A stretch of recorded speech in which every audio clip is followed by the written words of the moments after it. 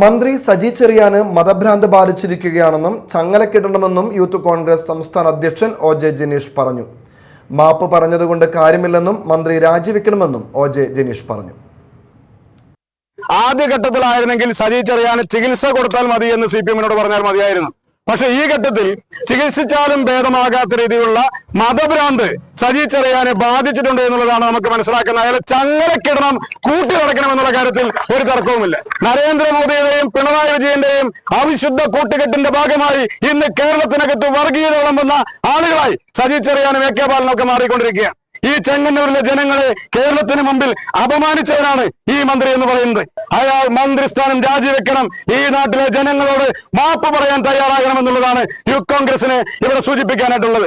40-42 പരിവാർ സംഘടനകളുണ്ട് RSSന് കീഴിൽ. ഇപ്പോ കേരളത്തിനകത്ത് ഒരു സംഘടന കൂടി അതിന്റെ ഭാഗമായി മാറിയിരിക്കുകയാണ്. അത് കമ്മ്യൂണിസ്റ്റ് പരിവാർ സംഘടനയാണ്.